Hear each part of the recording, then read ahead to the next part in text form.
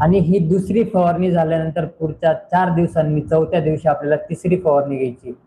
तर तिसऱ्या फवारणीमध्ये आपल्याला फसल मास्टर, ज्याच्यामध्ये ट्रायकोडर्मा, सुडोमोनास आणि बॅसिलस या जीवाणूंची प्रति लिटर पाण्यासाठी 5 मिली घेऊन आपल्याला आपल्या डाळिंबागेवर तिसरी फवारणी घ्यायची। पहिली फवारणी झाल्यानंतर 6व्या दिवशी दुसरी फवारणी, दुसरी फवारणी झाल्यानंतर चौथ्या दिवशी तिसरी फवारणी। सध्या आता पावसाला सुरुवात होणार आहे, या पावसाळी वातावरणामध्ये तुम्ही म्हणणार की दुसऱ्या फवारणीमध्ये पण आपण जीवाणू टाकले, तिसऱ्या फवारणी जे फसल मास्टर आहे ज्याच्यात ट्रायकोसुडोबॅसिलस येतं त्याच्यात पण जीवाणू वापरायला सांगते।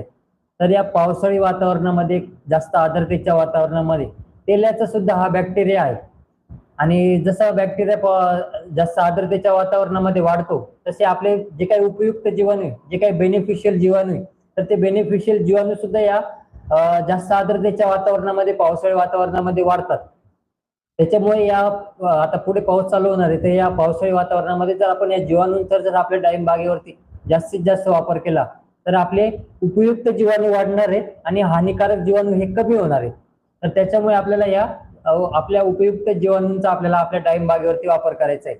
त्याच्यामुळे तिसऱ्या फवारणीमध्ये आपल्याला फसल मास्टर, जे फसल किंग क्रॉप सायन्स कंपनीचं आहे, तर ते आपल्याला 1 लिटर पाण्यासाठी 5 मिली घेऊन आपल्याला आपल्या डाळिंब बागेवरती फवारणी करायची। या जीवाणूंची फवारणी करत असताना आपल्याला सकाळी लवकर किंवा सायंकाळी उशिरा, आणि जर दिवसभर जर ढगाळ वातावरण असेल तर या ढगाळ वातावरणात आपण फवारणी केली तरी चालते। आणि या जीवाणूंच्या फवारणीचा आपल्याला एक फायदा म्हणजे की पॉइंट असा आहे की जर आपण रिमझिम वातावरणात जरी यांची फवारणी केली तरी आपल्याला त्यांचे चांगले रिझल्ट आपल्याला आपल्या डाळिंब बागेवरती बघायला मिळतात। तर त्याच्यामुळे आपल्याला या पावसाळी वातावरणामध्ये आपल्याला तिसऱ्या फवारणीमध्ये ट्रायकोडर्मा, सुडोमोनास आणि बॅसिलस कंटेन असलेलं फसल मास्टरचा 5 मिली प्रति लिटर पाण्यासाठी घेऊन आपल्याला आपल्या डाळिंब बागेवरती फवारणी करायची आहे।